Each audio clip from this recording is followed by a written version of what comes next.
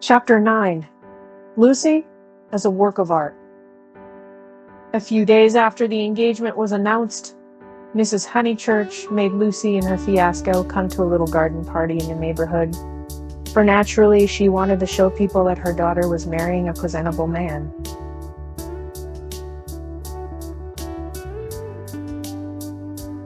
Cecil was more than presentable. He looked distinguished, and it was very pleasant to see his slim figure keeping step with Lucy, and his long, fair face responding when Lucy spoke to him. And people congratulated Mrs. Honeychurch, which is, I believe, a social blunder. But it pleased her, and she sort of introduced Cecil rather indiscriminately to some stuffy dowagers.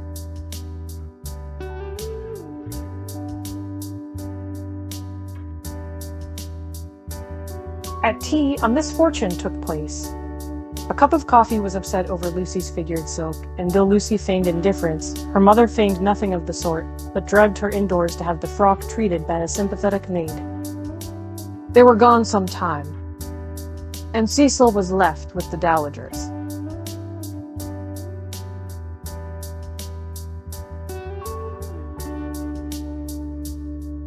When they returned, he was not as pleasant as he had been. "Do you go to much of this sort of thing?"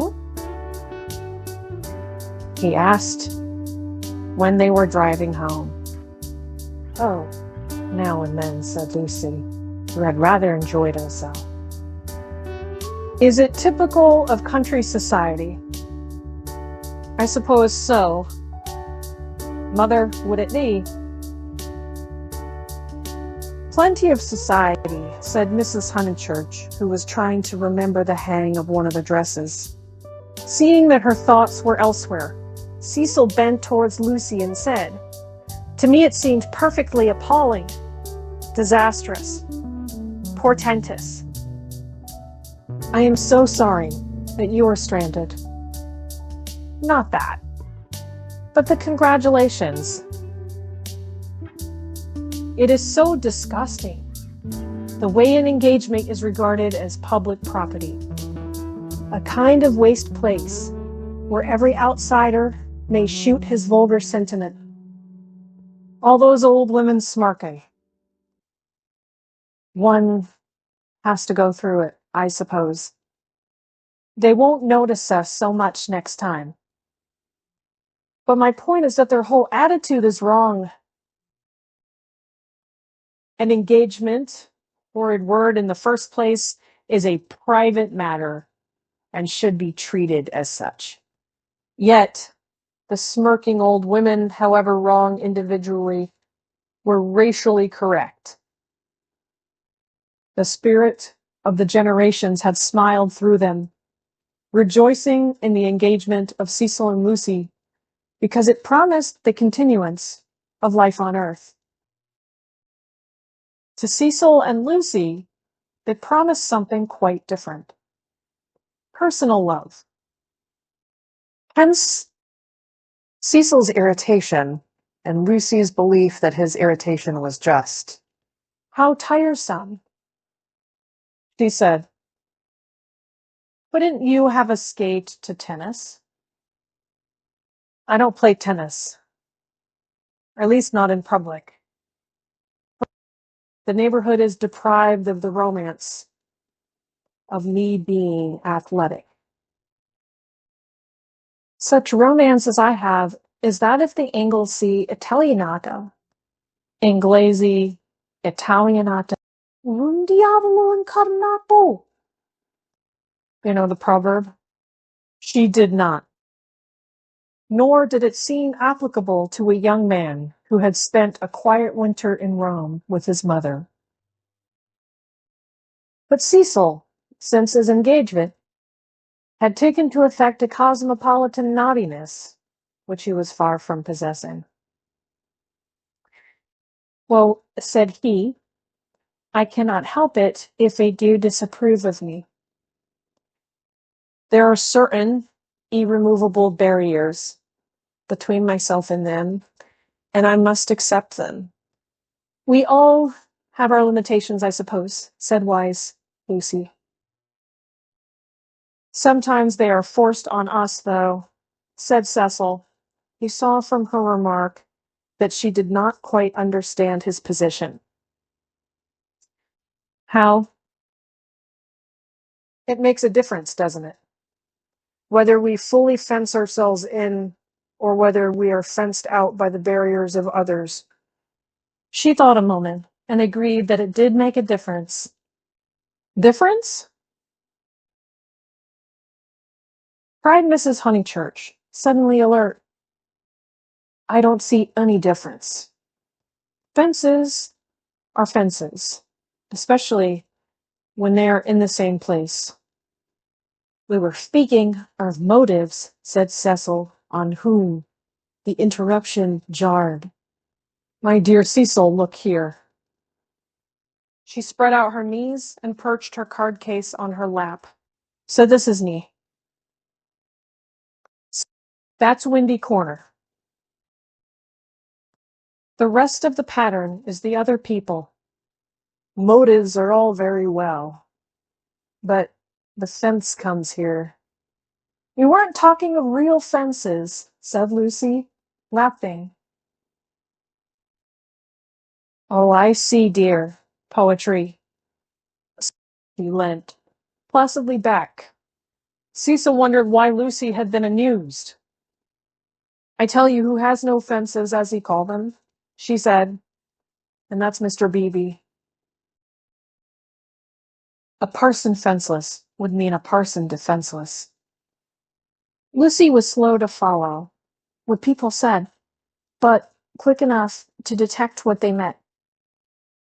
She missed Cecil's epigram, but grasped the feeling that prompted it.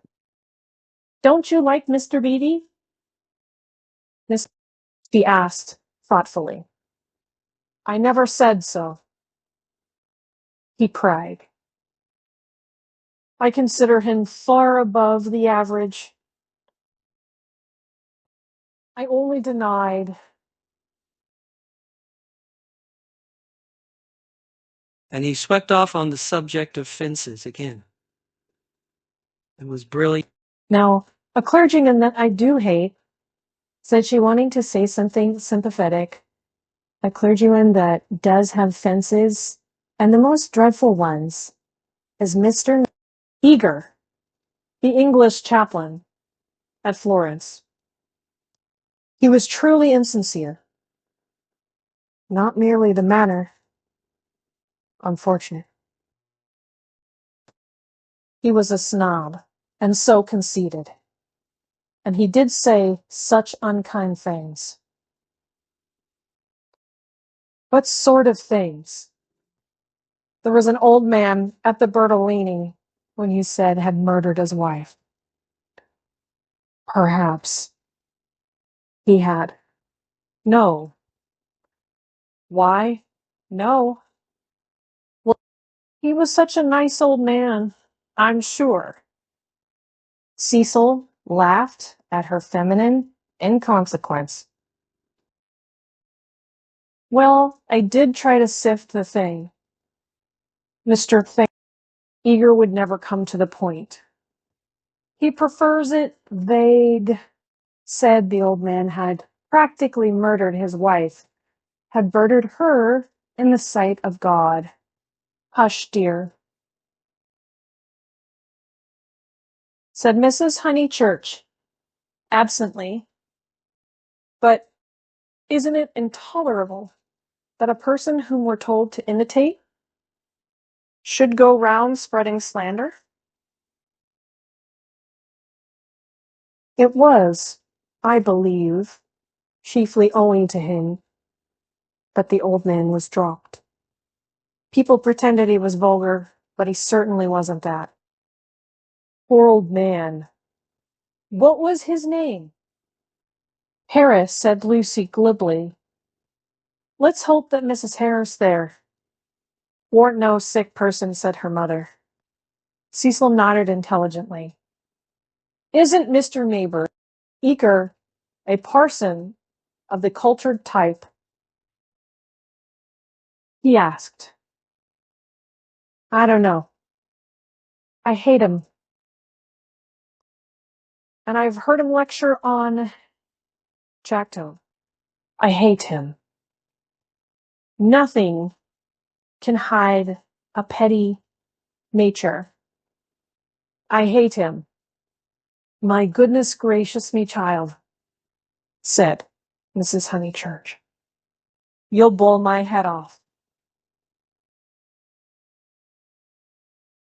Whatever is there to shout over? I forbade you and Cecil to hate any more clergymen. He smiled.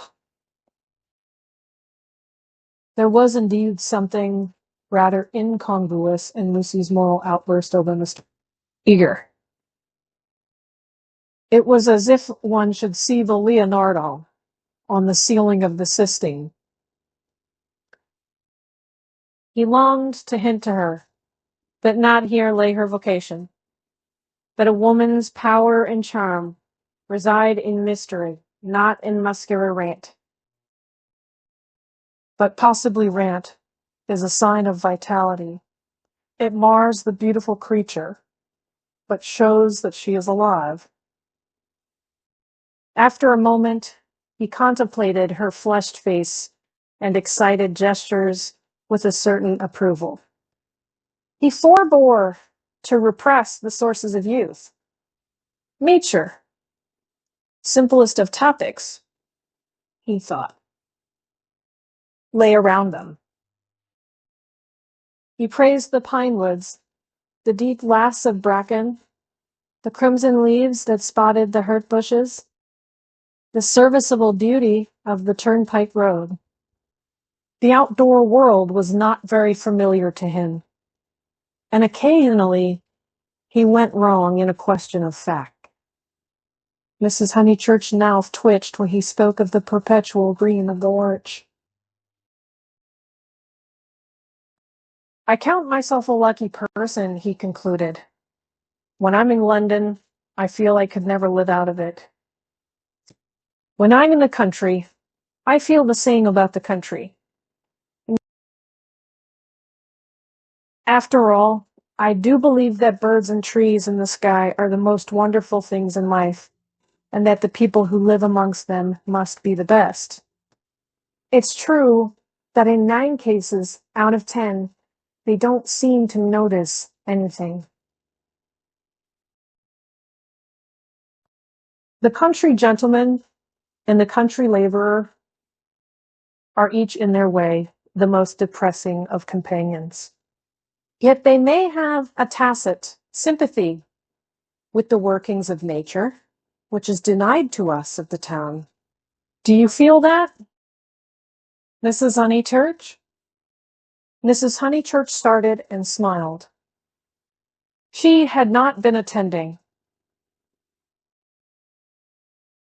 Cecil, who was rather crushed on the front seat of the Victoria, felt irritable and determined not to say anything interesting again. Lucy had not attended either. Her brow was wrinkled, and she still looked furiously cross. The result, he concluded, of too much moral gymnastics.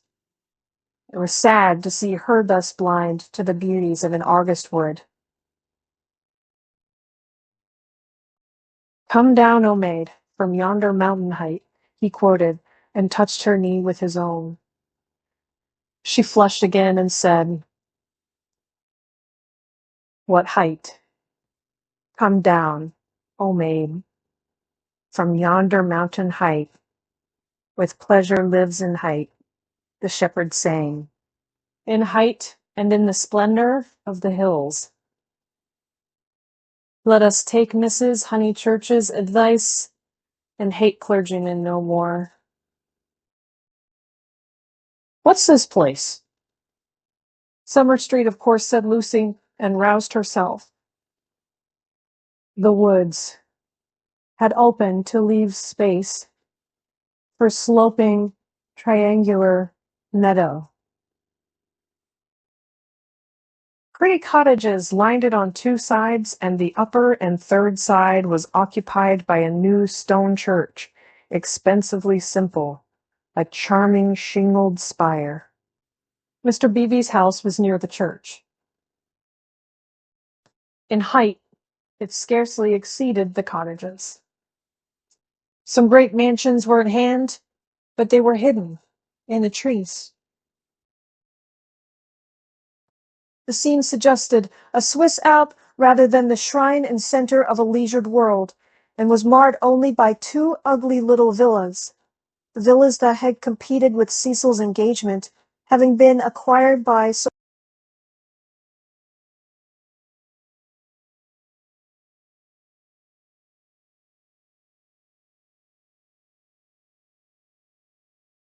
Sissy was the name of one of these villas, Albert of the other. These titles were not only picked out in shaded Gothic on the garden gates, but appeared a second time on the porches, where they followed the semicircular curve of the entrance arch in block capitals. Albert was inhabited.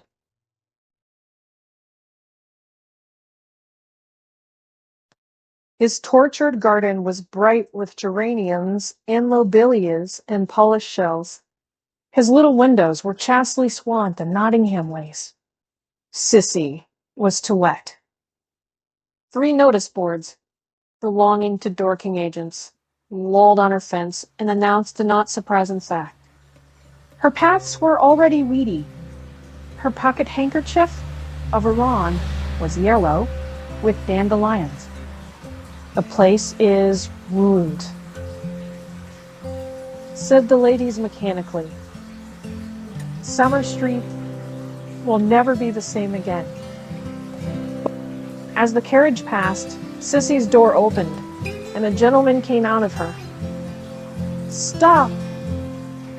cried Mrs. Honeychurch, touching the coachman with her parasol. "Here's Sir Harry. Now we shall know." Sir Harry, pull those things down at once. Sir Harry Otway, who need not be described, came to the carriage and said, "Mrs. Honeychurch, I know too. I can't. I really can't turn out Miss Black. Am I not always right? She ought to have gone before the contract was signed.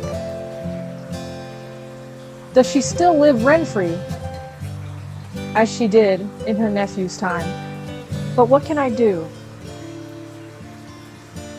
He lowered his voice. "An old lady, so very vulgar and almost bedridden." "Turn her out," said Cecil, bravely. Sir Harry sighed and looked at the villas mournfully. He had had full warning of Mr. Flack's intentions, and might have bought the plot before building commenced, but he was apathetic and dilatory. He had known Summer Street for so many years that he could not imagine it being split. Not till Mrs. Flack had laid the foundation stone, and the apparition of red and cream brick began to rise, did he take alarm. He called on Mr. Flack, the local builder, a most reasonable and respectful man, who agreed that tiles would have made more artistic look, but pointed out that slates were cheaper. He ventured to differ, however, about the Corinthian columns, which were to cling like leeches to the frames of the bow windows, saying that, for his part, he liked to relieve the facade by a bit of decoration. Sir Harry hinted that a column, if possible, should be structural as well as decorative.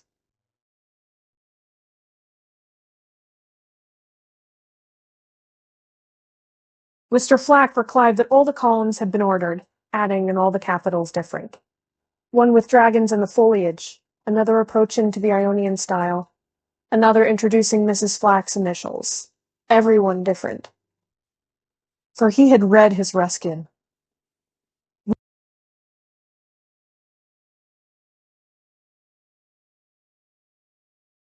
He built his villas according to his desire, and not until he had inserted an immovable ant into one of them did Sir Harry buy. This futile and unprofitable transaction filled the knight with sadness as he leant on Mrs. Honeychurch's carriage. He had failed in his duties to the countryside, and the countryside was laughing at him as well.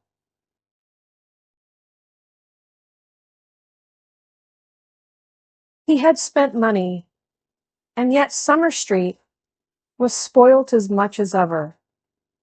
All he could do now was to find a desirable tenant for Sissy. Someone really desirable. The rent is absurdly low, he told him, and perhaps I am an easy landlord. But it is such an awkward size. It is too large for the peasant class, and too small for anyone the least like ourselves. Cecil had been hesitating whether he should despise the villas or despise Sir Harry for despising him. The latter impulse seemed the more fruitful. You ought to find a tenant at once, he said maliciously.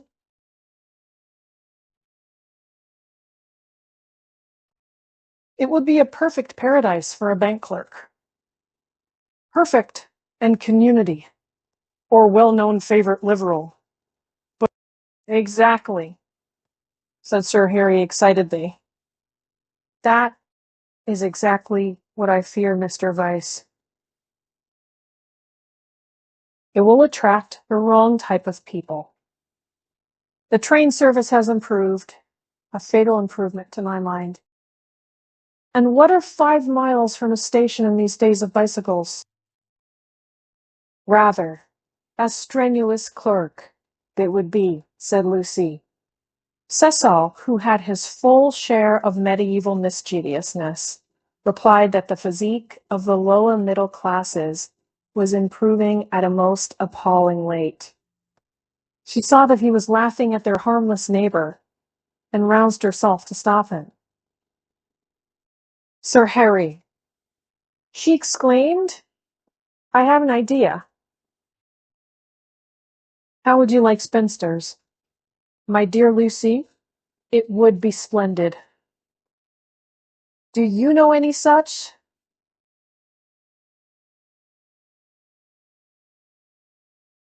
Yes, I met them abroad. Gentlewoman? He asked tentatively. Yes, indeed. And at the present moment, homeless. Contrast. I heard from them last week, Miss Teresa and Miss Catherine Allen. I'm really not joking. They are quite the right people. Mr. Beebe knows them too. May I tell them to write to you? Indeed you may. He cried. Here we are, with the difficulty solved already. How delightful it is. Extra facilities. Please tell them they shall have extra facilities, for I shall have no agent's fees. Oh, the agents. The appalling people they have sent me. One woman, when I wrote a tactful letter, asking her to explain her social position to me, replied that she would pay the rent in advance. As if one cares about that. And several references I took up were most unsatisfactory, people swindlers, or not respectable. And, oh, the deceit. I have seen a good deal of the seamy side this last week. The deceit of the most promising people. My dear Lucy, the deceit. She nodded. My advice, put in Mrs. Honeychurch, is to have nothing to do with Lucy and her decayed gentlewoman at all. I know the type. Preserve me from people who have seen better days and bring heirlooms with them that make the house smell stuffy. It's a sad thing, but I'd far rather let to someone who is going up in the world than to someone who has come down.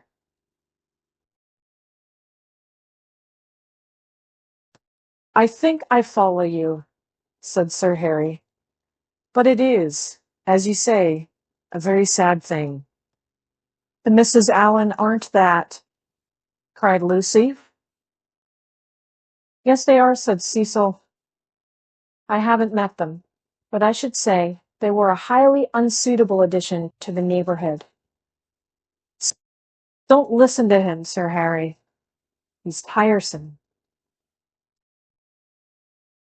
It's I who am tiresome, he replied. I happen to come with my troubles to young people.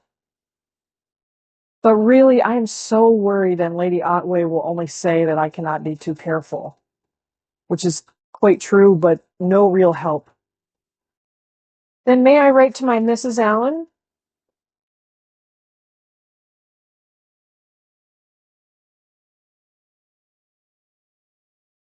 Please. But his eye wavered when Mrs. Honeychurch exclaimed, Beware! They're certain to have canaries.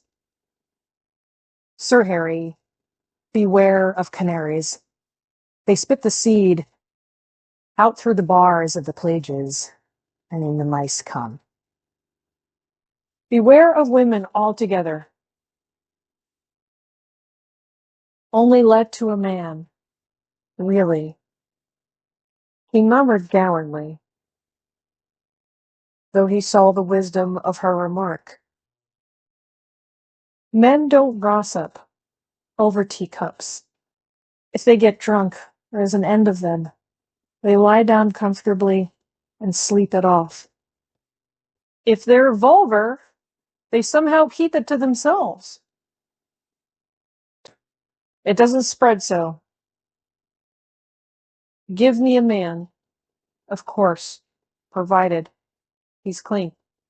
Sir Harry blushed. Neither he nor Cecil enjoyed these open compliments to their sex. Even the exclusion of the dirty did not leave them much distinction. He suggested that Mrs. Honeychurch, if she had time, should descend from the carriage and inspect Sissy for herself. She was delighted. Nature had intended her to be poor, and to live in such a house. Domestic arrangements always attracted her, especially when they were on a small scale. Cecil pulled Lucy back as she followed her mother. Mrs. Honeychurch, he said, what if we two walk home and leave you? Certainly, was her cordial reply. Sir Harry likewise seemed almost too glad to get rid of them. He beamed at them knowingly, said, Aha!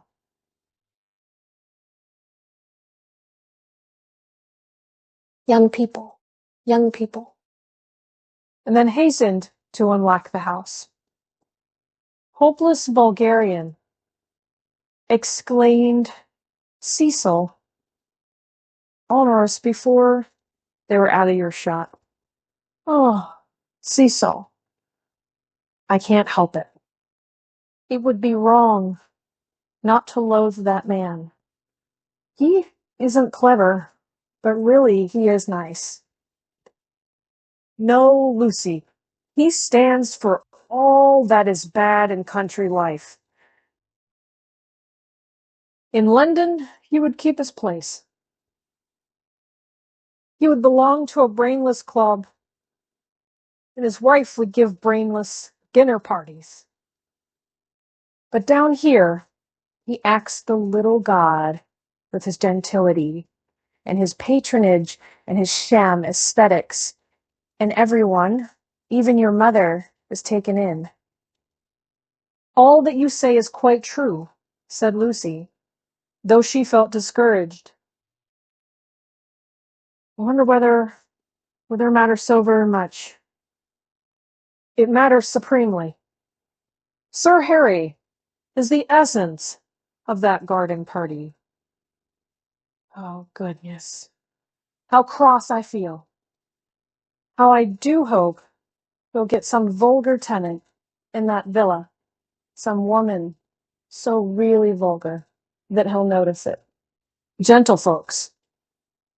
Gentlefolks. Ah, with his bald head and retreating chin. But let's forget him. This Lucy was glad enough to do.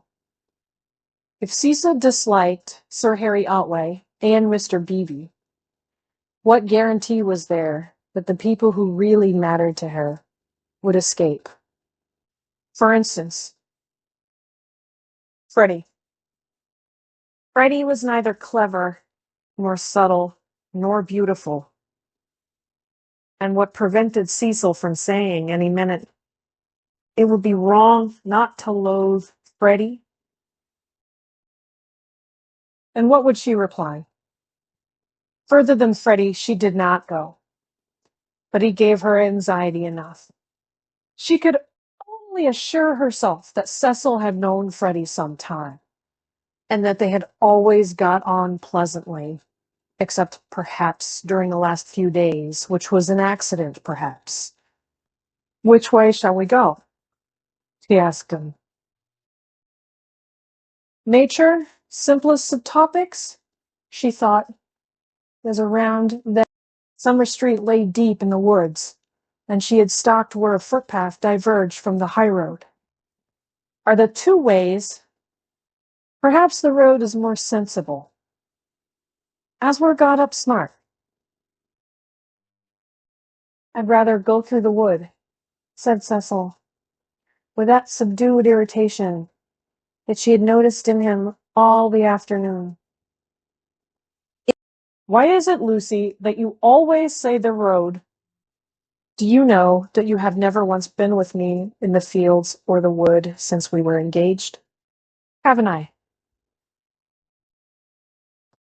The wood, then, said Lucy, startled at his queerness, but pretty sure that he would explain later. It was not his habit to leave her in doubt as to his meaning. She led the way into the whispering pines, and sure enough, he did explain before they had gone a dozen yards. I'd got an idea, I dare say wrongly, but you feel more at home with me in a room. A room? She echoed, hopelessly bewildered. Yes, or at the most in a garden, or on a road. Never in the real country like this.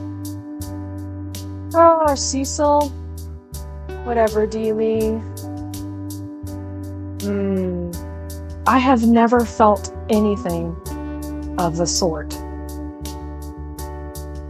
You talk as if I was a kind of poetess sort of person. I don't know that you aren't. I connect you with a view, a certain type of view. Why shouldn't you connect me with a room? She reflected a moment, and then said, laughing, "Do you know that you're right?" I do. I must be a poetess, after all.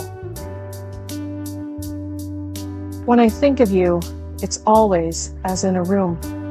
How funny. To her surprise, he seemed annoyed. A drawing room, pray, with no view. Yes, with no view, I fancy. Why not? I'd rather, he said, reproachfully, that you connected me with the open air. She said again, "Oh, Cecil, whatever do you need?"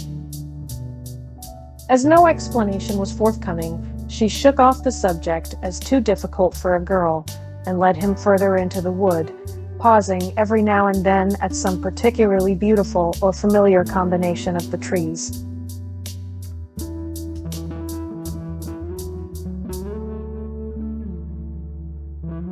She had known the word between Summer Street and Windy Corner ever since she could walk alone. She had played at losing Freddie in it when Freddie was a purple-faced baby, and though she had been to Italy, it had lost none of its charm.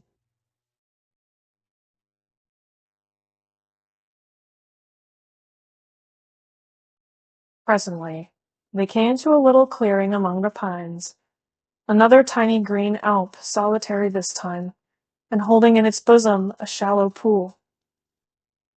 She exclaimed, "The sacred lake!" "Why do you call it that?" "I can't remember why. I suppose it comes out of some book. It's only a puddle now. But you see that stream going through it? Well, a good deal of water comes down after heavy rains, and can't get away at once, and the pool becomes quite large and beautiful. Then Freddie used to bathe there. He is very fond of it." "And you?" He meant, "Are you fond of it?" But she answered dreamily, "I bathed here, too, till I was found out." Then there was a row. At another time, he might have been shocked, for he had depths of prudishness within him. But now, with his momentary cult of the fresh air, he was delighted at her admirable simplicity. He looked at her as she stood by the pool's edge. She was got up smart, as she phrased it, and she writes reminded him of some brilliant flower that has no leaves of its own, that blooms abruptly out of a world of green. "Who found you out?" "Charlotte," she murmured. "She was stopping with us." "Charlotte?" "Charlotte. Poor girl." She smiled gravely. A certain scheme, from which hitherto he had shrunk, now appeared practical. "Lucy!" "Yes, I suppose we ought to be going," was her reply. "Lucy, I want to ask something of you that I have never asked before." At the serious note in his voice, she stepped frankly and kindly towards him. "What, Cecil?" "Hitherto never. Not even that day on the lawn when you agreed to marry me." He became self-conscious and kept glancing round to see if they were observed. His courage had gone. "Yes? Up to now I've never kissed you." She was as scarlet as if he had put the thing most indelicately. "No. You have? More you have." She stammered. "Then I ask you, may I now?" "Of course you may, Cecil. You might before. I can't run at you, you know." At that supreme moment he was conscious of nothing but absurdities. Her reply was inadequate. She gave such a business-like lift to her veil. As he approached her, he found time to wish that he could recoil. As he touched her, his gold pince-nez became dislodged and was flattened between them. Such was the embrace. He considered with truth that it had been a failure. Passion should believe itself irresistible. It should forget civility and consideration, and all the other curses of a refined nature. Above all, it should never ask for leave where there is a right of way. Why could he not do as any laborer or navvy? Nay, as any young man behind the counter would have done. He recast the scene. Lucy was standing flower-like by the water. He rushed up and took her in his arms. She rebuked him, permitted him, and revered him ever after for his manliness. For he believed that women revere men for their manliness. They left the pool in silence after this one salutation. He waited for her to make some remark which should show him her inmost thoughts. At last she spoke, and with fitting gravity. Emerson was the name, not Harris. What name? The old man's. What old man? That old man I told you about? The one Mr. Men was listened to eager, was so unkind to. He could not know that this was the most intimate conversation they had ever had.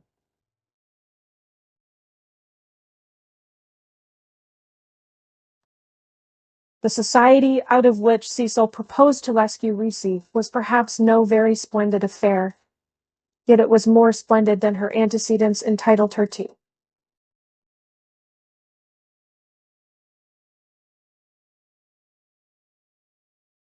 Her father, a prosperous local solicitor, had built Windy Corner as a speculation at the time the district was opening up, and falling in love with his own creation, had ended by living there himself.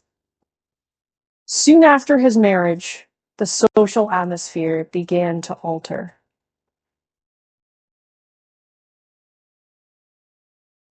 Other houses were built on the brow of that steep southern slope, and others, again, among the pine trees behind and northward on the chalk barrier of the downs.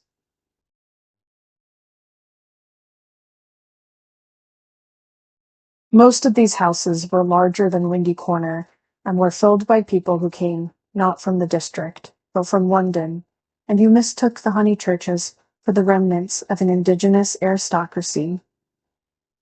He was inclined to be frightened, but his wife accepted the situation without either pride or humility.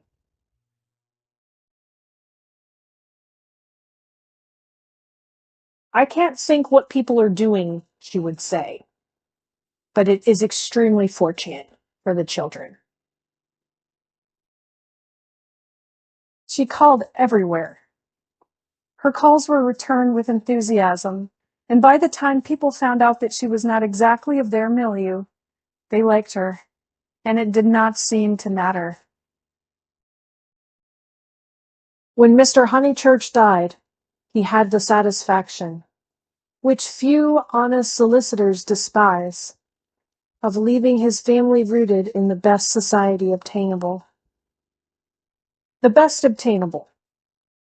Certainly many of the immigrants were rather dull, and Lucy realized this more vividly since her return from Italy. Hitherto she had accepted their ideals without questioning, their kindly affluence, their inexplosive religion, their dislike of paper bags, orange peel and broken bottles. A radical out and out. She learnt to speak with horror of suburbia. Life, so far as she troubled to conceive it, was a circle of rich, pleasant people with identical interests and identical foes. In this circle, one thought, married, and died.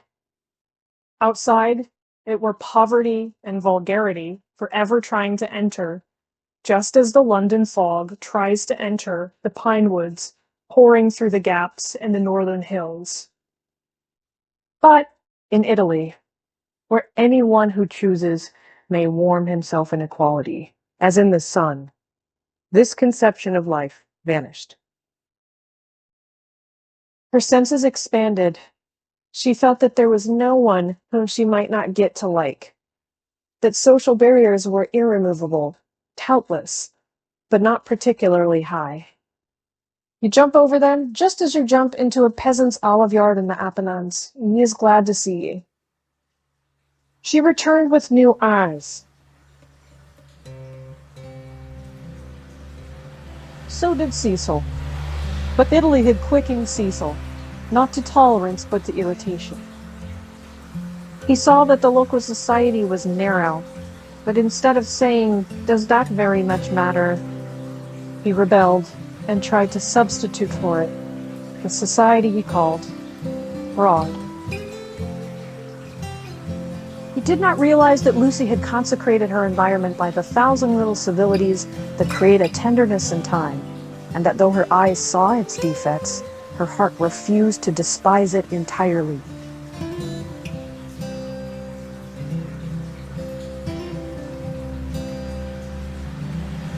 Nor did he realize a more important point, that if she was too great for this society, she was too great for all society, and had reached the stage where personal intercourse would alone satisfy her. A rebel she was, but not of the kind he understood. A rebel who desired, not a wider dwelling room, but equality beside the man she loved.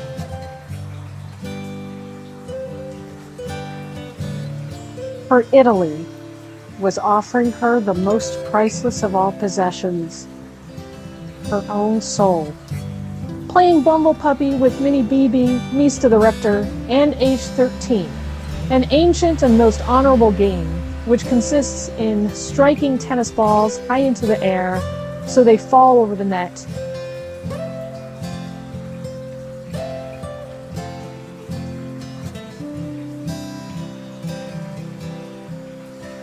This sentence is confused, but the better illustrates Lucy's state of mind, for she was trying to talk to Mr. Beebe at the same time.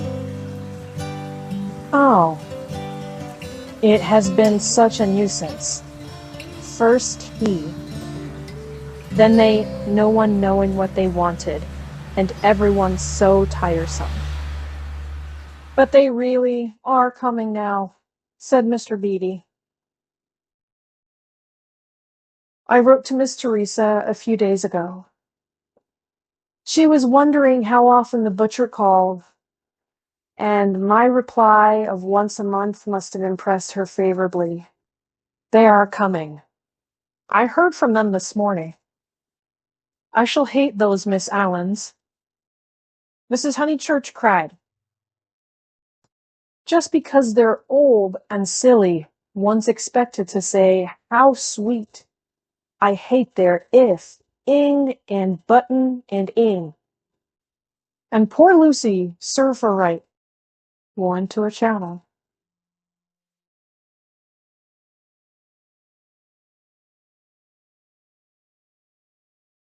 Mr. Beatty watched the shadows springing and shouting over the tennis court. Cecil was absent. One did not play Bumble Puppy when he was there. Well, if they are coming. No, Minnie. Not Saturn. Saturn was a tennis ball whose skin was partially unsewn. When in motion, his orb was encircled by a ring. If they are coming, Sir Harry will let them move in before the 29th, and he will cross out the clause about whitewashing the ceilings because it made them nervous, and put in the fair wear and tear one. That doesn't count. I told you, not Saturn. Saturn's all right for Bumble Puppy, cried Freddie, joining them. Minnie, don't you listen to her? Saturn doesn't bounce. Saturn bounces enough. No, he doesn't. Well, he bounces better than the beautiful white devil. Hush, dear, said Mrs. Honeychurch. But look at Lucy, complaining of Saturn, and all the time's got the beautiful white devil in her hand, ready to plug it in. That's right, me. Go for her. Get her over the shins with the racket. Get her over the shins. Lucy fell. The beautiful white devil rolled from her hand. Mr. Beebe picked it up and said, "The name of this ball is Vittoria Corombona, please." But, his correction passed unheeded, Freddie possessed to a high degree the power of lashing little girls to fury, and in half a minute he had transformed Minnie from a well-mannered child into a howling wilderness. Up in the house Cecil heard them, and though he was full of entertaining news, he did not come down to impart it, in case he got hurt. He was not a coward, and bore necessary pain, as well as any man.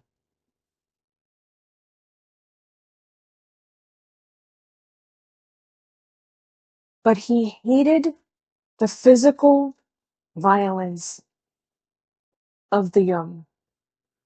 How right it was. Sure enough, it ended in a cry. "I wish the Miss Allens could see this," observed Mr. Beebe, just as Lucy, who was nursing the injured Minnie, was in turn lifted off her feet by her brother. "Who are the Miss Allens?" Freddie panted. "They have taken Sissy Villa." That wasn't the name. Here his foot slipped, and they all fell most agreeably onto the grass. An interval elapses.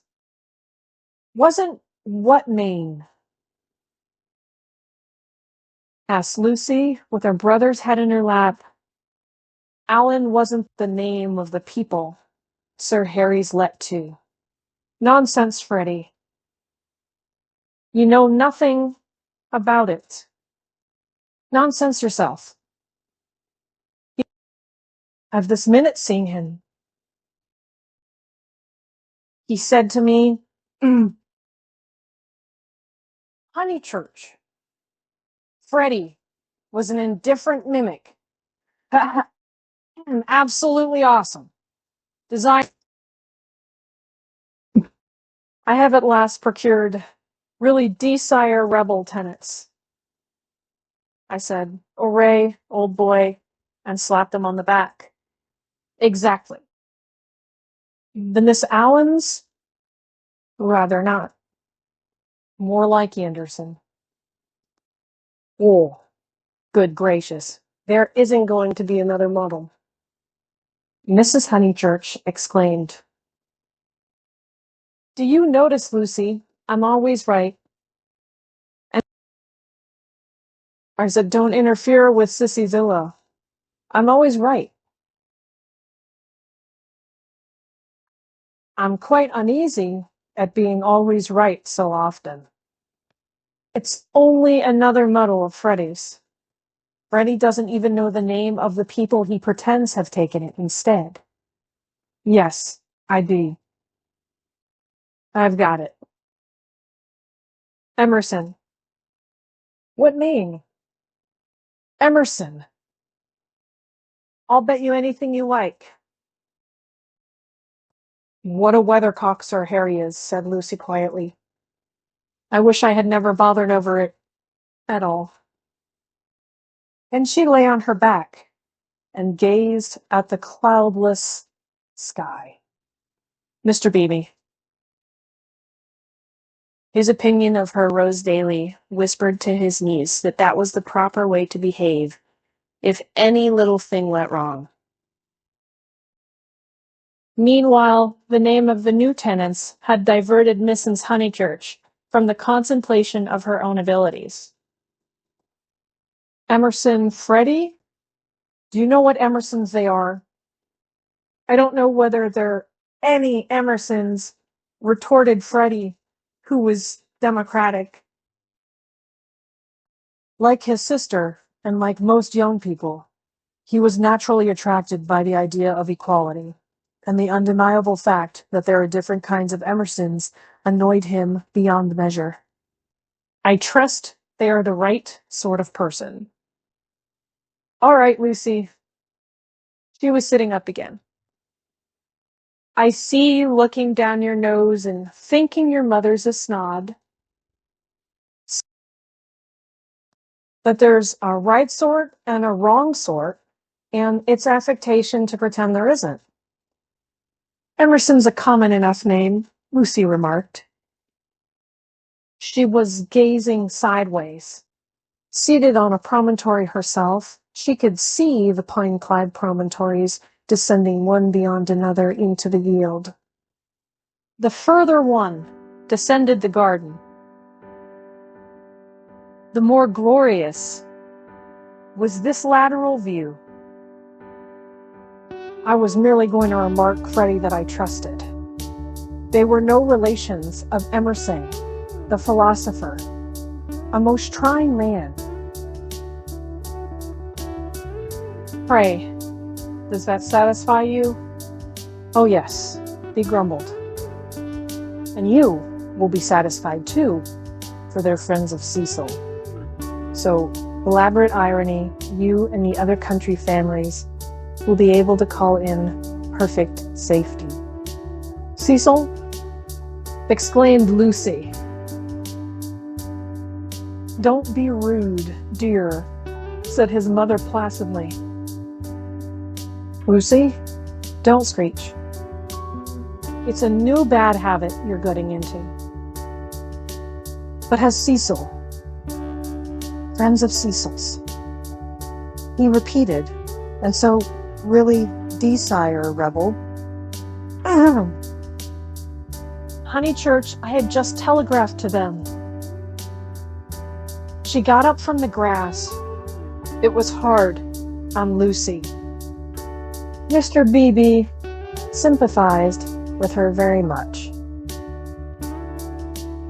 While she believed that her snub about the Miss Allens came from Sir Harry Otway, he had borne it like a good girl. And she might well screech when she heard that it came partly from her lover. Mr. Vyse was a tease, something worse than a tease. He took a malicious pleasure in thwarting people.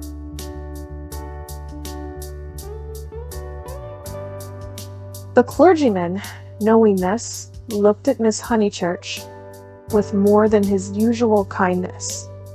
When she exclaimed, "But Cecil's Emersons, they can't possibly be the same ones," there is that. He did not consider that the exclamation was strange, but saw it in an opportunity of diverting the conversation while she recovered her composure.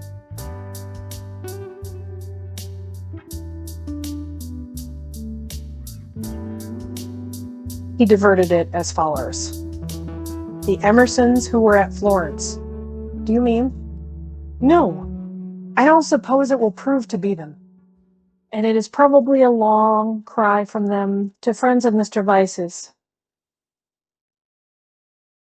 Oh, Mrs. Honeychurch, the oddest people, the queerest people. For our part, we liked them, didn't we? He appealed to Lucy. There was a great scene over some violets. They picked violets and filled all the vases in the room of these very Miss Allens, who have failed to come to Sissy Villa. Poor little ladies. So shocked and so pleased.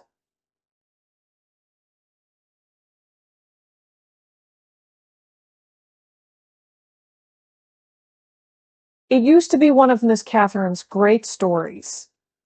My dear sister loves flowers, it began. They found the whole room a mass of blue, vases and jugs, and the story ends with, so ungentlemanly and yet so beautiful. It is all very difficult. Yes, I always connect those Florentine Emersons with violence. But fiasco's done you this time, remarked Freddie, not seeing that his sister's face was very red. She could not recover herself. Mr. Beebe saw it and continued to divert the conversation. These particular Emersons consisted of a father and a son. The son a goodly, if not a good young man, not a fool, I fancy, but very immature, pessimism, etc. Our special joy was the father, such a sentimental darling, and people declared he had murdered his wife.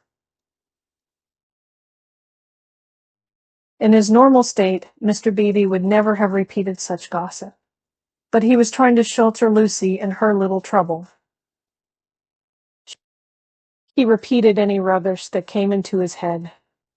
Murdered his wife, said Mrs. Honeychurch. Lucy, don't desert us. Go on playing Bumble Puppy. Really, the pension Bertolini must have been the oddest place. That's the second murderer I've heard of as being there. Prosper. Whatever was Charlotte doing to stop?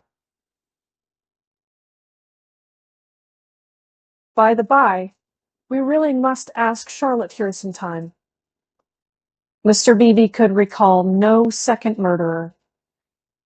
He suggested that his hostess was mistaken. At the hint of opposition, she warned. She was perfectly sure that there had been a second tourist of whom the same story had been told. The name escaped her. What was the name? Oh, what was the name? She clasped her knees for the name. Something in Thackeray. She struck her matronly forehead. Lucy asked her brother whether Cecil was in. Oh, don't go. He cried and tried to catch her by the ankles. I must go, she said gravely. Don't be silly. You'll always overdo it when you play. As she left them, another shout of Harris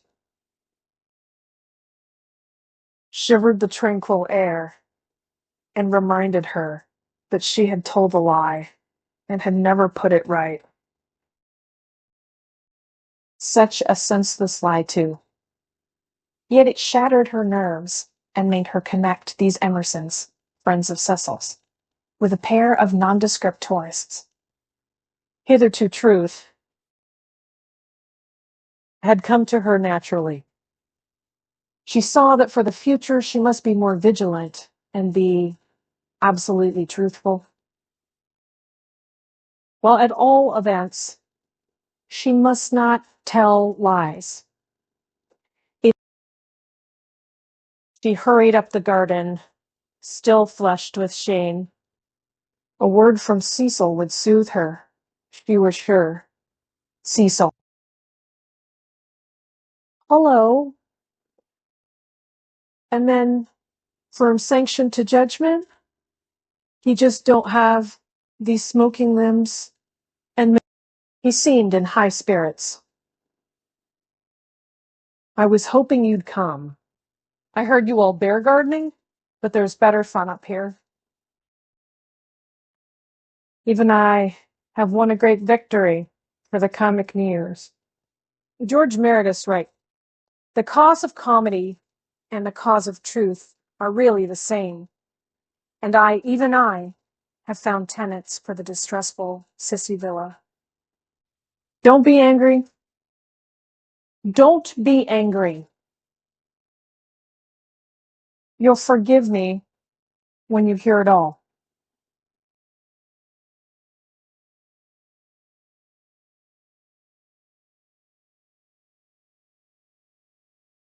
He looked very attractive when his face was bright. And he dispelled her ridiculous forebodings at once. I have heard, she said, Freddie has told us. Naughty Cecil. I suppose I must forgive you. Just think of all the trouble I took for nothing. Certainly the Miss Allens are a little tiresome, and I'd rather have nice friends of yours. But you oughtn't to tease one so. Friends of mine? He laughed. Well, Lucy, their whole joke is to come. Come here. But she remained standing where she was. Do you know where I met these desirable tenants? In the National Gallery, when I was up to see my mother last week. What an odd place to meet people, she said nervously. I don't quite understand. In the Umbrian room, absolute strangers. They were admiring Luca Signorelli, of course, quite stupidly. However, we got talking, and they refreshed me not a little. They had been to Italy.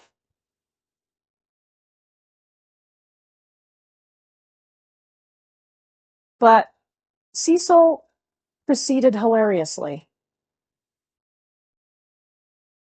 In the course of conversation, they said that they wanted a country cottage, the father to live there, the son to run down for weekends. I thought, what a chance of scoring off Sir Harry, and I took their address and a London reference, found they weren't actual blackguards. It was Crete Sport, and wrote to him making out Cecil. Now, it's not fair. I've probably met them before. He bore her down. Perfectly fair. Anything is fair that punishes a snob. That old man will do the neighborhood a world of good. Sir Harry is too disgusting with his, quote, decayed gentlewomen. I meant to read him a lesson sometime.